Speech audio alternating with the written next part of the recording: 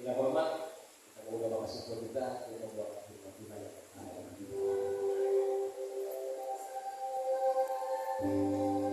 Haleluya. Tidak bagi kami Tuhan, kami semua murid yang mau mengenal tentang Engkau. Haleluya.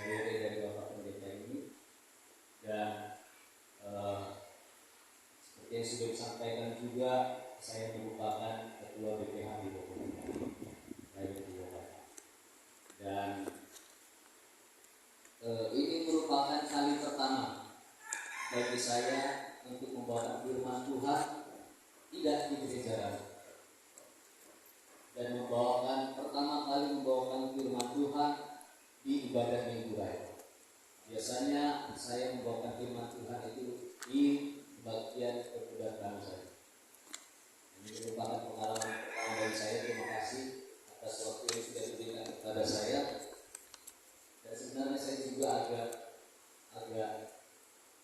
gimana gitu, karena ya kalau masalah mengenai firman Tuhan mungkin saya belum ada apa-apa dibandingkan dengan bapak-bapak pendeta ini, dengan bapak penginjil kita. Mungkin pengetahuan saya akan firman Tuhan mungkin masih di bawah, tetapi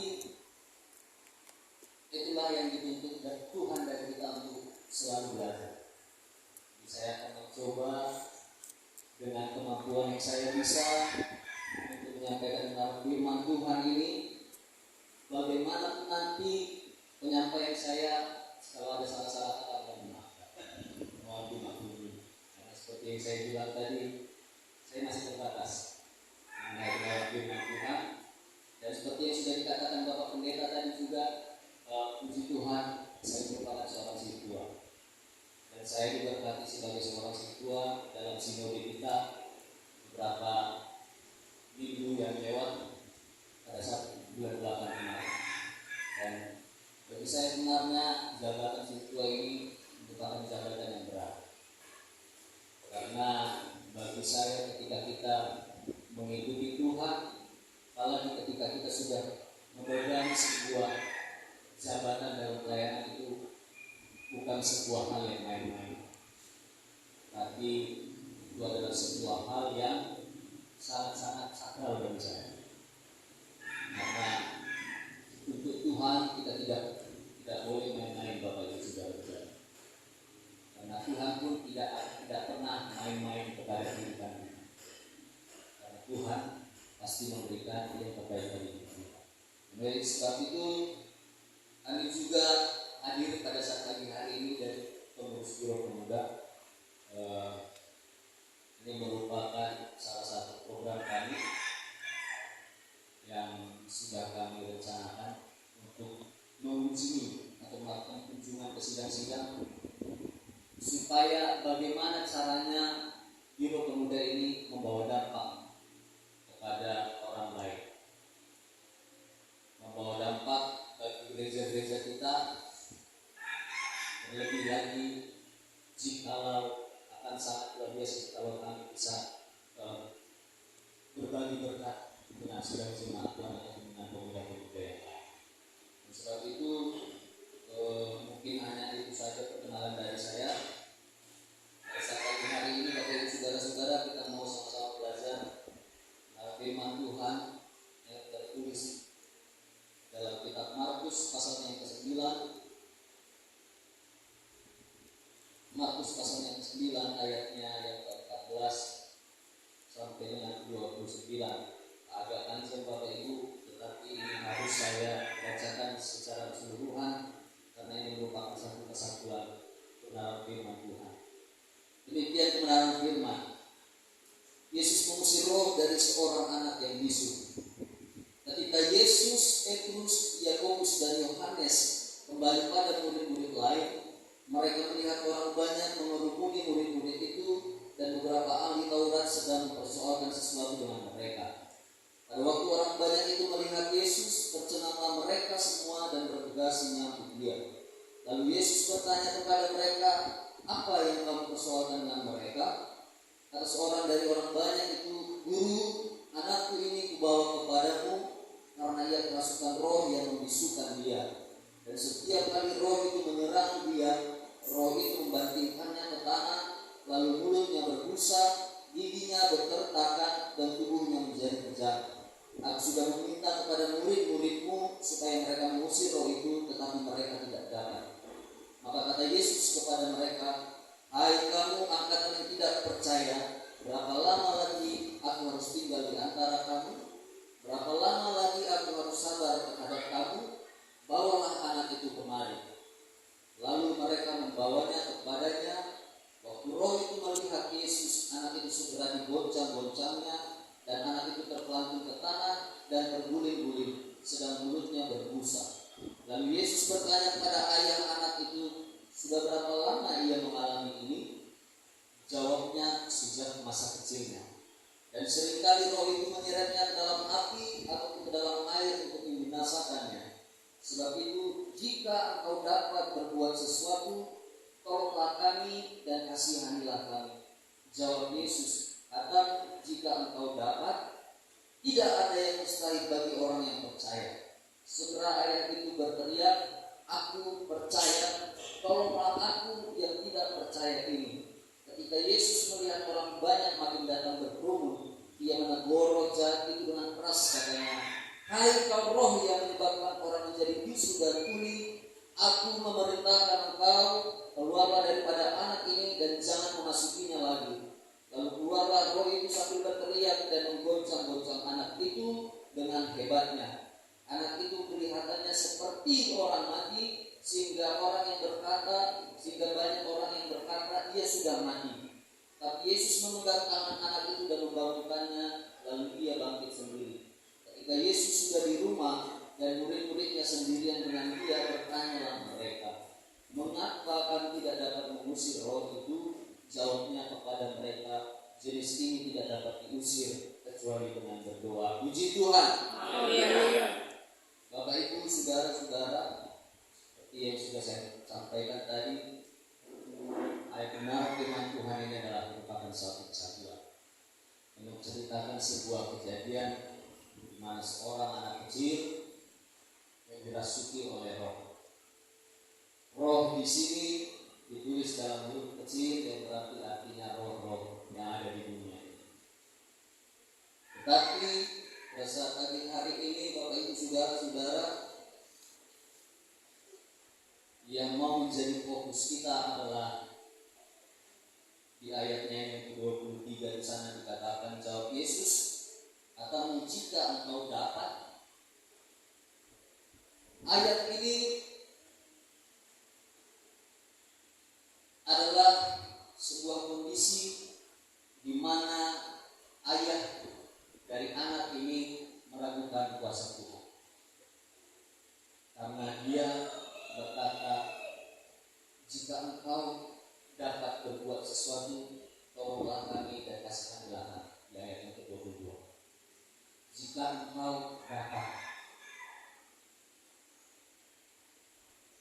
Sebagai orang-orang percaya, Bapak Ibu saudara-saudara, kita patut bersyukur karena kita memiliki Tuhan yang hidup.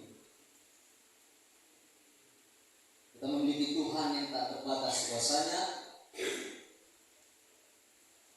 dan yang maha sanggup untuk melakukan perkara-perkara yang hebat dan ajaib. Oleh karena kuasa yang tidak terbatas itu, maka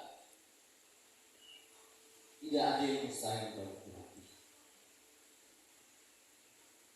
Sebesar apapun masalah, persoalan, pergumulan yang kita hadapi, Tuhan sanggup memberikan jalan keluar. Seperti pujian dari kaum ibu tadi berkata, ketika dalam percobaan, ketika dalam pergumulan, dalam masalah, maka Tuhan akan mampu, sanggup untuk menolong kita. Dan seperti kebenaran firman Tuhan ini, ada seorang anak kecil yang dimasuki oleh roh yang jahat, sangat jahat. Karena apa? Karena ketika roh ini masuk ke dalam tubuh anak ini, maka roh ini membantingkan anak ini ke tanah sampai mulutnya berbusa, giginya berkertakan, mungkin ketika seperti ini, dan tubuhnya menjadi pecah. Sehingga ketika Yesus baru turun dari gunung bersama dengan Petrus, Yakobus dan Yohanes dan kembali pada murid-murid yang lain, maka ayah anak ini membawa anak ini kepada Yesus.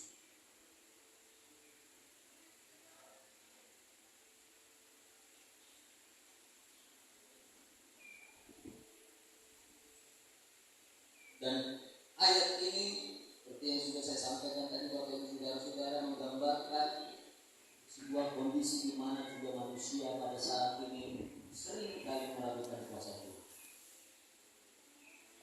Sama seperti yang dilakukan oleh ayat anak ini. Dia berkata, jika engkau dapat, tolonglah kami dan kasihani kami.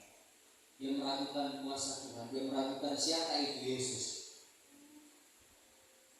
Pada saat belakangan ini juga banyak orang-orang yang seperti ini. Banyak orang-orang, bahkan anak-anak muda sekalipun, banyak yang meragukan kuasa Tuhan.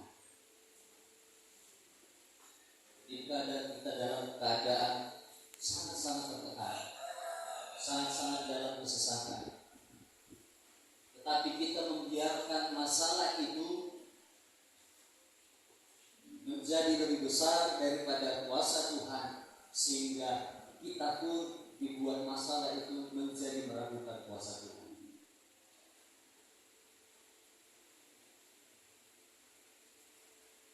Dan seringkali kita bertanya di dalam hati kita, Bapak Ibu Saudara-saudara, mungkinkah mukjizat terjadi dalam hidupku?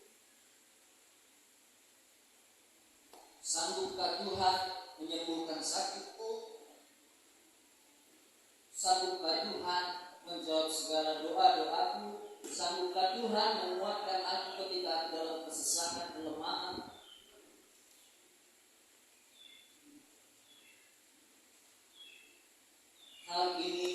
Hal-hal seperti ini menunjukkan bahwa kita masih belum mengenal siapa Tuhan.